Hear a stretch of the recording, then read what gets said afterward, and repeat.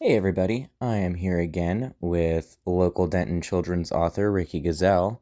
She's the author of the children's series The Dory Story. And today we're going to talk about episode 2, titled The Big Ride to Far Away and a New Home. Now, Ricky, can you tell us more about the title and what that might hint at the theme of this particular episode is? Yes, I would love to. As I had explained in a previous video, I had a job that mandated me to move across the country in various states for periods of time. And here I had this little sick kitten, Dory, and he's just new and he's living in the bathroom all by himself. And then I get the news that I'm going to be moving completely halfway across the country. And so we began packing up boxes and making noises that were unfamiliar to Dory.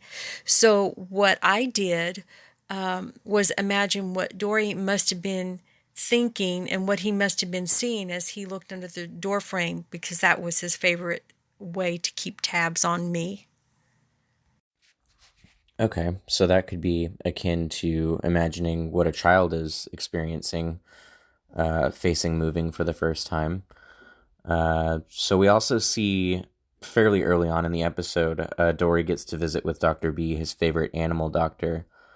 And then later on, you're searching for a new animal doctor. Can you tell us more about that situation? Yes, and if you will recall that the stories were written to help children kind of identify and process their own feelings. So I wanted to really focus a whole episode on just the aspect of being young and moving, but Dory also had this second problem of being very, very sick. So we're moving to a new place and we have to find animal doctors that he will bond to. And we actually went to several different doctors and they prescribed the appropriate medications and treatments. But Dory didn't bond with them. One even looked at Dory like he just didn't really even want to deal with him.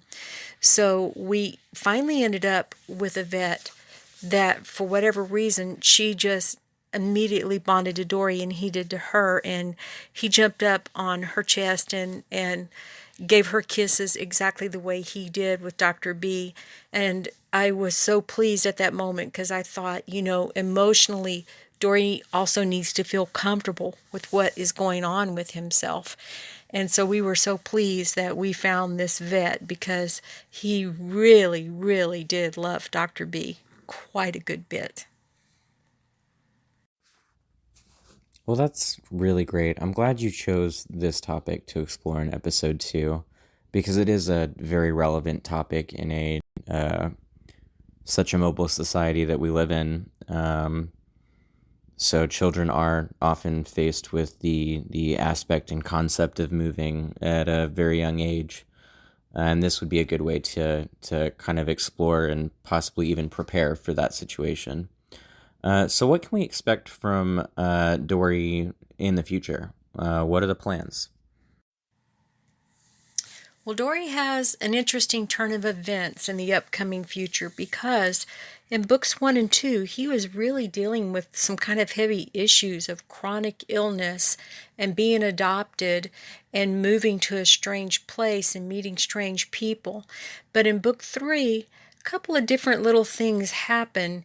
And so we move there into a very, very exciting series of events that just bring a lot of happiness and joy. Book three is just it's just a really, really happy book, and it will be coming out probably about midsummer this year. Well, that sounds really exciting. I cannot wait to be discussing episode 3 with you midsummer then. Ricky, thanks again for the time that you took out of your day to talk to us about episode 2, The Dory Story, The Big Ride to Far Away and a New Home. And for everybody listening at home, you can get a copy for yourself at Amazon.com, Barnes& and Noble, or Books A Million. And be sure to check out Ricky's website, www.dorythecat.com, to stay on top of all of the events and news we've got coming this way this year.